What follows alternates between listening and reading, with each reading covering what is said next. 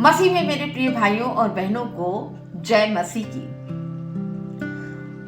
जब हम पुराने नियम को पढ़ते हैं, यानी कि पवित्र शास्त्र के पुराने नियम को जब हम पढ़ते हैं, तो वहां पर हम देखते हैं कि प्रभु यीशु मसीह के जन्म पूर्व सैकड़ों साल पूर्व प्रचार, उपचार और प्रसार के मंत्रालय शुरू हो चुके थे।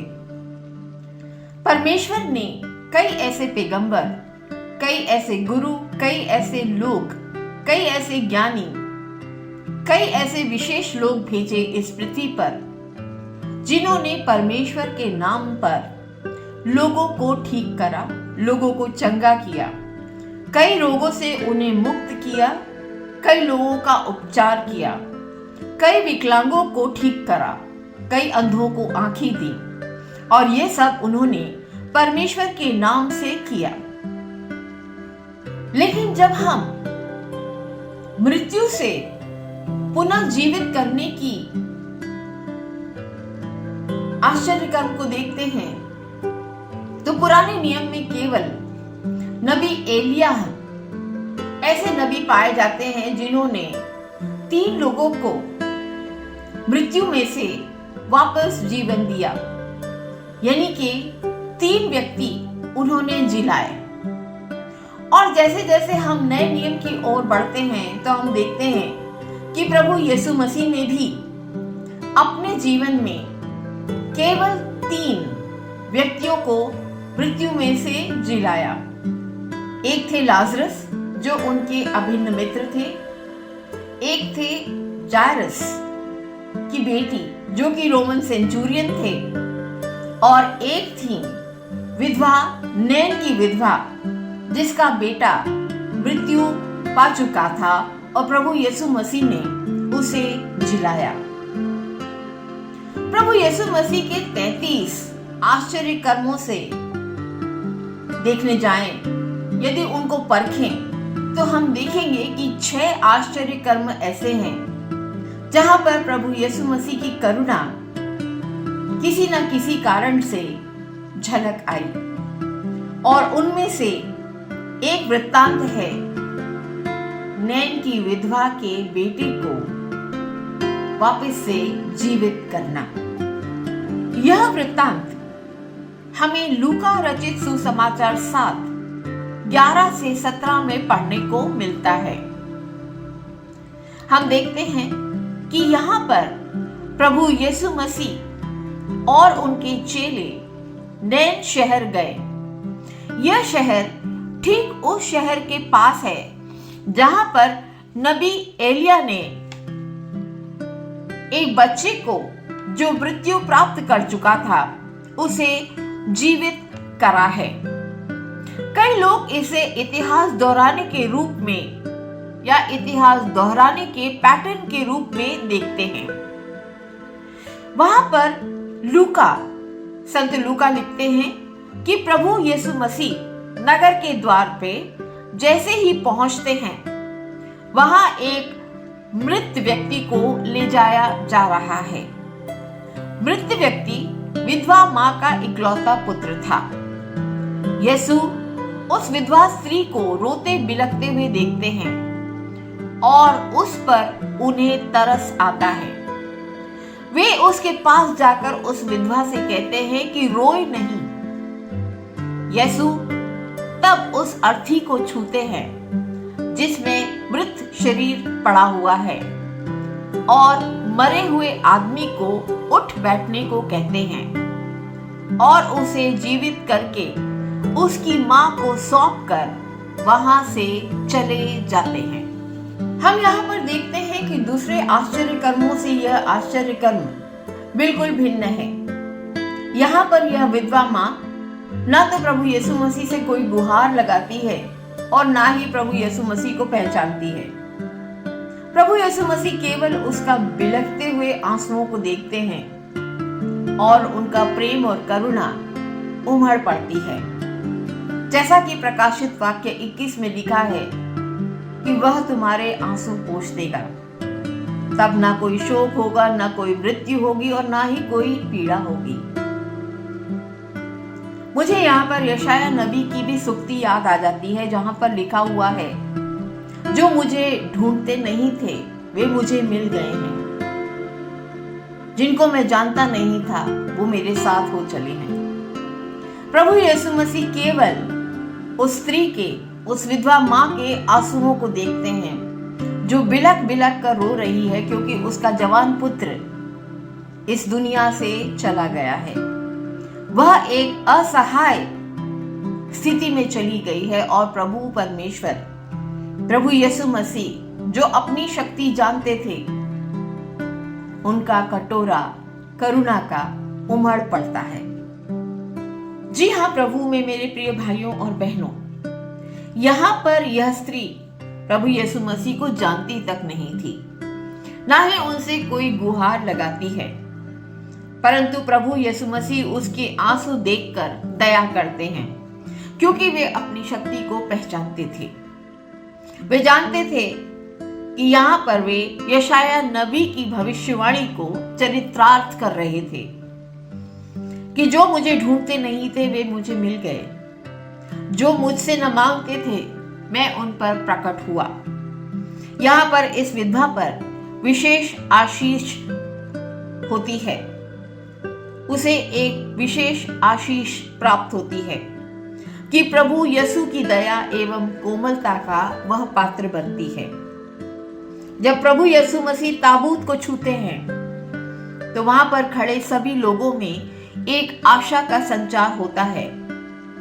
यहाँ पर उस विधवा एवं अन्य लोगों की जो आशा समाप्त हो गई थी वह पुनः लौट आती है। जब हम यहाँ पर दृष्टिपात करते हैं तो हम देखते हैं कि बड़ी विषम परिस्थितियों में यह भीड़ खड़ी हुई है। यह भीड़ उस मृत बेटे को ले जा रही है और प्रभु यीशु मसीह करुणा से भर उठते हैं और उस युवक को छूते हैं और जीवित कर देते हैं। जो भीड़ यहाँ पर खड़ी हुई है उसमें भय व्याप्त हो जाता है। लेकिन कुछ लोग जब प्रभु परमेश्वर को पहचान लेते हैं, वे कहते हैं कि हमारे बीच एक बहुत महान भविष्यवक्ता जी उठा है और परमेश्वर ने हमारे यहाँ पर दौरा किया है। यहाँ पर जो शब्द करुणा आया है उसका मतलब सहानुभूति नहीं है। करुणा का मतलब है कि लोगों के दुख में उस दुख को महसूस करना, कंपैशन, यानी कि आप उस दुख के भागीदारी हैं। सहानुभूति एक अलग बात है और करुणा से भर जाना एक अलग बात है। जब हम तीनों वृत्तांतों को पढ़ते हैं जहां पर प्रभु यीशु मसीह ने मृत लोगों को जीवित करा है, तो वहां पर उनके अभिन्न मित्र जब लाजरस की मृत्यु का समाचार उन्हें मिलता है तो प्रभु यीशु मसीह रो पड़ते हैं। पवित्र शास्त्र बाइबल में साफ लिखा है कि वह यह समाचार सुनकर रोया। और यहाँ पर हम देखते हैं कि प्रभु यीशु मसीह एक साथ शोक और दुख से पीड़ित हो जाते हैं। बेटे और पति दोनों का मर जाना किसी त्रासदी से कम न था, विशेषकर प्राचीन समय में जहां पर विधवा होने का अर्थ था सामाजिक और आर्थिक रूप से खत्म हो जाना। बेटे के चले जाने से यह विधवा अपने आप को घोर अंधेरे में पा रही थी, जहां पर वह निराश्रित हो जाएगी। एक अत्यंत निराशाजनक स्थिति से गुजर रही थी। शायद लंबित अकेलेपन का रास्ता उसे भयभीत कर रहा था। प्रभु यीशु मसीह ने उसका आंसुओं से सने चेहरे को देखकर उसकी इस डर को भांप लिया और वह उनके पास पहुंच गया। किसी भी आवाज ने प्रभु यीशु मसीह से याचना नहीं की थी। बिना आडंबर के मुक्तिदाता प्रवेश करते हैं और बस कहते हैं कि रो मत। बस एक मौन सा सन्नाटा पसर जाता है और एक आवाज, उठो नींद से, और वे उसे उसकी मां को सौंप देते हैं। मनुष्य के रूप में प्रभु यीशु मसीह की कोमलता और करुणा अचूक प्रमाणों के द्वारा चिन्हित होती है। अगर हम चारों सुसमाचारों को पढ़ें तो प्रभु यीशु मसीह मानवीय दुख को देख नहीं पाए, यहाँ तक कि अपने प्रिय मित्र लाजरस की मृत्यु को भी वे सहन नहीं कर पाए। और यहाँ पर वे एक माँ का विदारक रोना सुनते हैं और केवल एक ही वाक्य बोलते हैं, रो मत। प्रभु परमेश्वर इस घटना से एक बहुत ही महत्वपूर्ण संदेश समस्त संसार को देते हैं, और वह संदेश है कि पुनरुत्थान और जीवन प्रभु यीशु मसीह है। जब हम उन पर विश्वास करते हैं तब वे हमारे लिए कोई ना कोई आश्चर्य कर्म अवश्य करते हैं। मैंने अक्सर ये देखा है कि लोग जब अपनी जिंदगी के उतार चढ़ाव से गुजरते हैं, अपने संघर्षों से जूझते हैं, तो वे अक्सर इस मानसिकता से घिर जाते हैं कि परमेश्वर को हमारे दुखों से कोई लेना देना नहीं है, हमारे संघर्षों से कोई लेना देना नहीं है, वह स्वर्ग में बड़े आराम से रह रहा है। लेकिन हमारी यह मानसिकता, यह सोचना गलत है। परमेश्वर हमें हमेशा देखते रहते हैं, हमारे सुख और दुख में शामिल रहते हैं। वे जानते हैं कि जब हम दुखी होते हैं और रोते हैं तो उनकी एक आवाज हमारे भीतर आती है, रो मत, कल फिर सुबह होगी, फिर एक नया जीवन शुरू होगा। प्रभु यीशु मसीह हमारी हर निराशा, हर महान व्यक्तिगत संकट को ठीक ठीक जानते हैं। वे हम पर नजर रखते हैं। विपरीत परिस्थितियों से जूझने की ताकत प्रभु यीशु मसीह ही हमें देते हैं। उनका केवल एक ही शब्द हमारे लिए काफी है कि रो मत।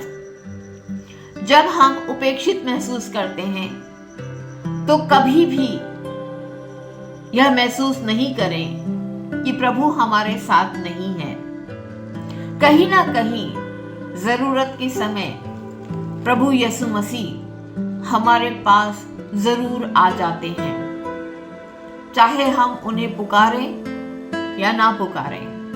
रो मत, यह एक आदेश है, एक ऐसा शक्तिशाली शब्द जिसमें प्रभु परमेश्वर मृत्यु और घोर निराशा के दृश्य में भी घुसपैठ करने की शक्ति रखते हैं। यह एक साहसपूर्ण वादा है कि तुम्हारे बोलने से पहले प्रभु यीशु मसीह जानते हैं कि तुम्हें क्या चाहिए। यीशु मसीह हमारी सबसे बड़ी निराशा के क्षण में हमारे पास होते हैं। पवित्र शास्त्र बाइबल में प्रभु यीशु मसीह के कथन को लिखा गया है कि तू अपना बोझ मुझ पर डाल दे। इब्रानियों 4 कहता है कि हम हियाव के साथ अनुग्रह के सिंहासन के पास जा सकते हैं कि हम पर दया करे और आवश्यकता के समय में सहायता करने के लिए अनुग्रह पाएं। यीशु मसीह में मेरे प्रिय भाइयों और बहनों, नैन की विधवा का यह वृत्तांत हमें जीवन की सबसे बड़ी सीख देता है कि प्रभु यीशु मसीह की करुणा हम पर हमेशा बनी रहती है। हम चाहें या ना चाहें, जब हम निराशा की अंधेरी घाटी से गुजरते हैं तो वो हमारा हाथ थाम लेता है और हमसे कहता है कि रो मत, इन आंसुओं को रोक लो, क्योंकि कल और आज तेरा बदल जाएगा, क्योंकि तूने प्रभु यीशु मसीह का हाथ थामा है।